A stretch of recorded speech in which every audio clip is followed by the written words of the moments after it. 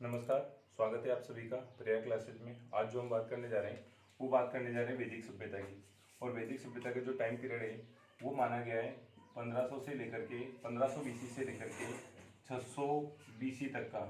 ठीक है, इसके दो पार्ट है, दो भागों में इसको बांटा जाता है। एक है वैदिक ऋग्वैदिक सभ्यता और दूसरी है उत्तर वैदिक सभ्यता। तो ऋग्वैदिक सभ्यता पहले, उत्तर का मतलब आप समझ लेना, उत्तर के दो तीन मतलब होते हैं। उत्तर का एक तो होता है आंसर, ठीक है। उत्तर एक क्या है, डायरेक्शन, दिशा। एक है दिशा, एक है उत्तर आंसर, और एक उत्तर का मतलब होता है बाद में, यानी आफ्टर। तो इस तरह से आप याद रखो। तो उत्तर का मतलब हो गया बाद में, है ना। ये हिंदी का शब्द है, इसका अर्थ निकलता है, मीनिंग निकलता है बाद में, आफ्टर। तो ये जब बाद में हुआ तो पहले कौन हुआ, ये हुआ। तो आपको ध्यान रखना है वैदिक सभ्यता जो 1500 से लेकर के और 600 बीसी तक चली है, इसके दो भाग है। एक तो है ऋग्वैदिक सभ्यता और दूसरी है उत्तर वैदिक सभ्यता। ठीक है, तो हम इस पे बात करते हैं कि हमारे ऋग्वैदिक सभ्यता मतलब है वैदिक सभ्यता ही टॉपिक, लेकिन इसमें वैदिक ऋग्वैदिक और उत्तर वैदिक में हमको किस तरह से उलझा के वो प्रश्न पूछ सकता है। तो देखिए, ऋग्वैदिक जो सभ्यता है इसका टाइम पीरियड अलग है, उत्तर वैदिक सभ्यता इसका टाइम पीरियड अलग है। तो वो अगर हमसे इसका टाइम पीरियड पूछ लेता है तो हमको ये वाला बताना है। ठीक है, टोटल टाइम पीरियड पूछ लेता है तो ये बताना है। ऋग्वैदिक सभ्यता का पूछ लेना है तो ये बताना है कि 1500 से लेकर के 1000 बीसी तक का जो टाइम पीरियड है वो क्या है, वो है आपके ऋग्वैदिक सभ्यता के। और 1000 बीसी से लेकर के 600 बीसी, ठीक है, 600 ईसा पूर्व तक का जो टाइम पीरियड है वो किस में है, ये भी है। आपको समझा देता हूँ कि बीसी और एडी क्या है। तो अगर हम ये माने, जैसे आपने मैथ में देखा होगा कि यहाँ से यहाँ जीरो मान लेते हैं, इधर हम चलते हैं तो +1 +2 चलते हैं, और इधर चलते हैं तो -1 -2 -3, इस तरह से चलते हैं। इसी तरह से हमने क्या माना है, हमने ये जो ईसा मसीह का जन्म है इसको जीरो मान लिया एक तरह से, इतिहास की गणना के हिसाब से। तो इससे जब हम इधर चलते हैं तो वो तो हो जाता है एडी, यानी उसको तो हम हिंदी में कहते हैं ईसवी। ठीक है, यानी ईसवी के संवत में।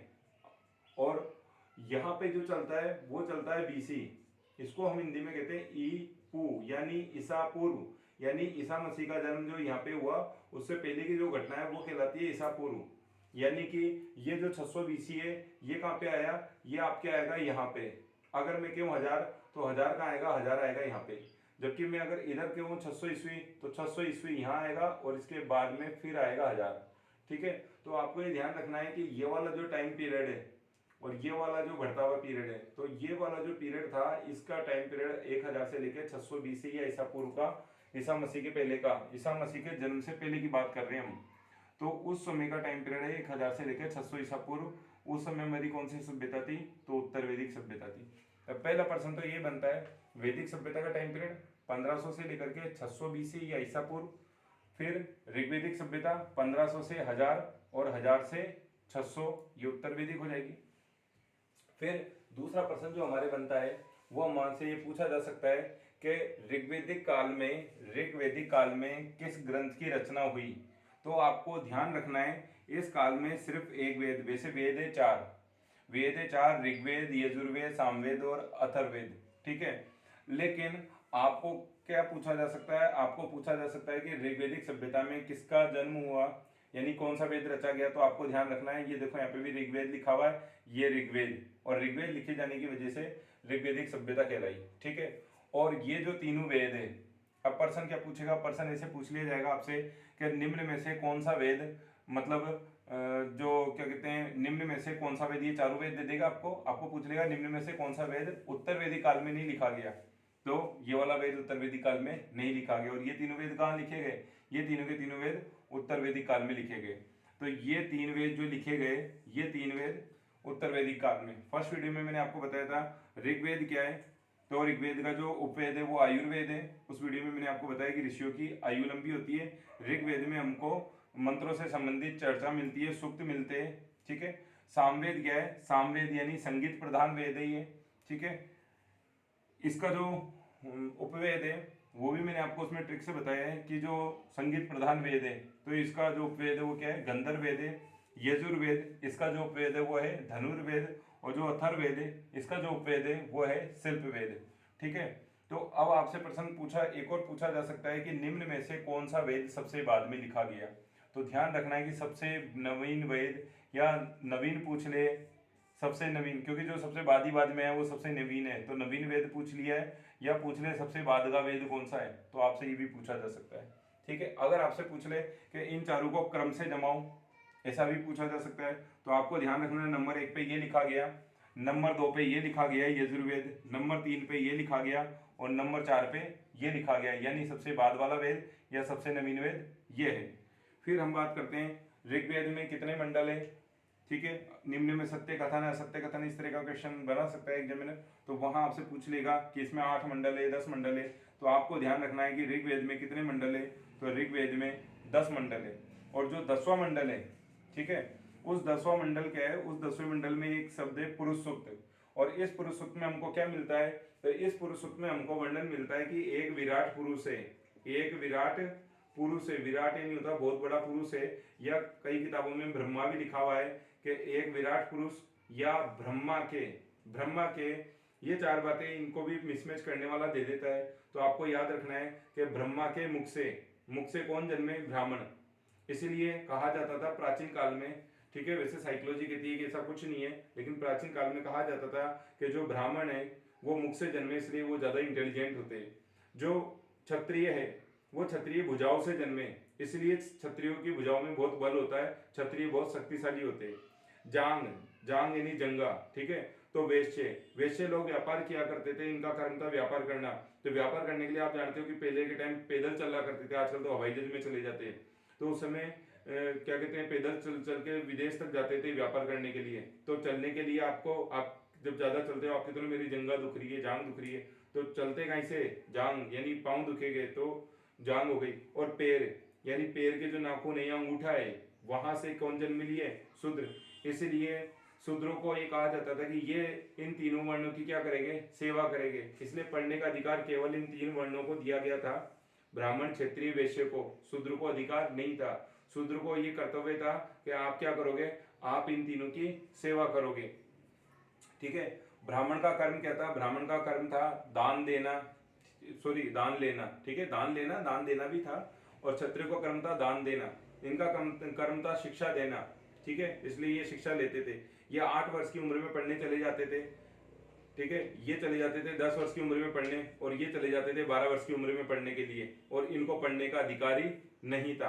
तो ये भी ध्यान रखना आप कुछ। तो ये बातें हुई कि मुख से किसका जन्म हुआ, ब्राह्मण का, भुजाएं क्षत्रियों की, भुजा से क्षत्रियों का जन्म हुआ, जांग से वैश्य का जन्म हुआ, और पैर से शूद्र का जन्म हुआ। तो इस तरह से आपको ये सारी चीजें याद रखनी। इसके बाद में हम आ जाते हैं उत्तर वैदिक सभ्यता में। उत्तर वैदिक सभ्यता में आपको ये मैंने बता ही दिया कि यजुर्वेद यज्ञ से संबंधित था, सामवेद संगीत प्रधान वेद था। फिर अथर्ववेद में जादू टोना तंत्र मंत्र, जादू टोना आ जाए, जादू टोना भाई अर्थ ही है अथर्ववेद है। तो आपको ध्यान रखना जो अथर्ववेद है वो कैसा उसमें क्या जादू टोना का प्रयोग किया जाने लगा था, इसीलिए इस वेद को उतना अच्छा नहीं मानते जितना इन तीनों को मानते।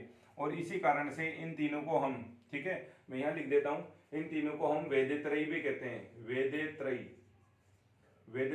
वेदत्रयी का मतलब है 3 वेद, त्रय यानी 3 और वेद यानी वेद। तो कौन कौन से हो गए, एक तो आपके हो जाएगा ऋग्वेद, एक आपके हो जाएगा यजुर्वेद, और एक आपके हो जाएगा सामवेद। ये जो तीनों वेद है, ये भी प्रश्न पूछा जा सकता है कि वेद त्रयी में कौन सा वेद शामिल नहीं है। तो ध्यान रखना ऋग्वेद यजुर्वेद सामवेद ये तीनों तो शामिल है, लेकिन क्योंकि अथर्ववेद में जादू टोना तंत्र मंत्र की बात कही गई है, ठीक है, कि तंत्र मंत्र से किसी का धन हड़प लेना कर लेना, इस तरह की बातें कही गई है, तो अथर्ववेद को अच्छा नहीं माना गया है। ठीक है, तो ये चीज आप ध्यान रखना। एक और क्वेश्चन बनता है यहाँ पे, वो मैं आपको बताता हूँ।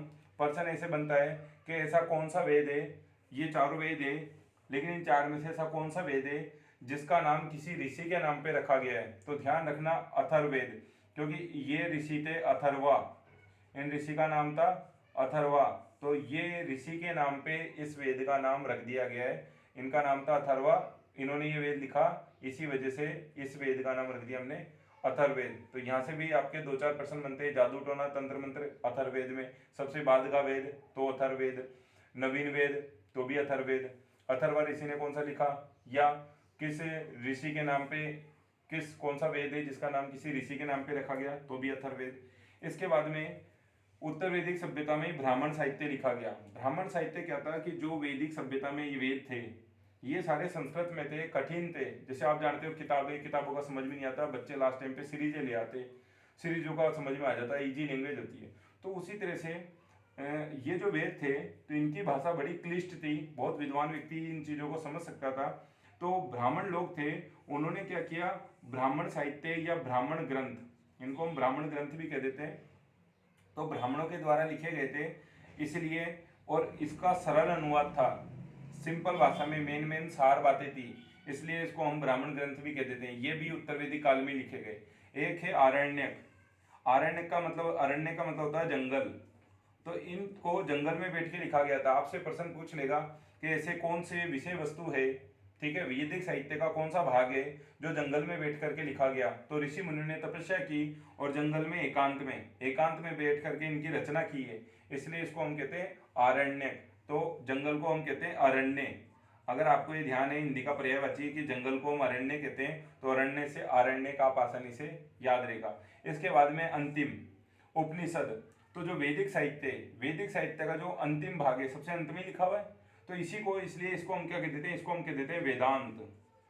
ठीक है, इसको हम कह देते हैं वेदांत। वेदांत का मतलब हो गया, आप जानते हो, हिंदी पढ़ते हो तो आपको मालूम है कि वेदांत का मतलब क्या होता है। यहाँ इसलिए समझा रहा हूँ क्योंकि दो चीजें, एक तो है वेदांत और एक है वेदांग।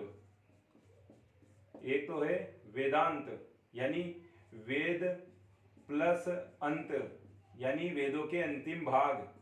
वेदों का अंतिम भाग किसको माना गया है, तो ध्यान रखना उपनिषद को, ठीक है, उपनिषद को। भाई ऋग्वेद, सामवेद, यजुर्वेद, अथर्ववेद, ब्राह्मण ग्रंथ, आरण्यक और फिर उपनिषद। तो उपनिषद अंत में, तो अंतिम भाग वेदांत, ये तो है उपनिषद। और वेदांत क्या है, तो वेदांत का मतलब है वेदों के अंग, वेदों के अंग। और वेदों के कितने अंग है, तो वेदों के 6 अंग है, तो वो भी मैं अभी आपको बताऊंगा कौन कौन से अंग क्या क्या कहलाते हैं, वो सारे याद करा देंगे। तो दोबारा से एक बार रिपीट कर रहा हूँ, सुन लो ध्यान से। वैदिक सभ्यता 1500 से लेकर 600 BC, 600 ईसा पूर्व तक मानी गई है। ऋग्वैदिक सभ्यता, इसके दो भाग है, एक तो है ऋग्वैदिक सभ्यता, एक है उत्तर वैदिक सभ्यता। ऋग्वैदिक सभ्यता 1500 से लेकर के 1000 ईसा पूर्व तक मानी गई है, जबकि उत्तर वैदिक सभ्यता 1000 से लेकर के 600 ईसा पूर्व या BC तक मानी गई है। फिर इसके बाद हमारे आ जाता है जैन, बौद्ध, ठीक है, महाजनपद, ये सारा टाइम पीरियड चालू हो जाएगा। फिर इसमें किसकी रचना की गई, तो आपको ध्यान रखना है ऋग्वेद की रचना की गई। इसमें सामवेद लिखा गया, यजुर्वेद लिखा गया, अथर्ववेद लिखा गया। अथर्ववेद सबसे बाद का वेद है, जब सबसे बाद आया तो सबसे नवीन है, इसमें जादू टोना तंत्र मंत्र है। इसको किसने लिखा, तो इसको अथर्वा ऋषि ने लिखा।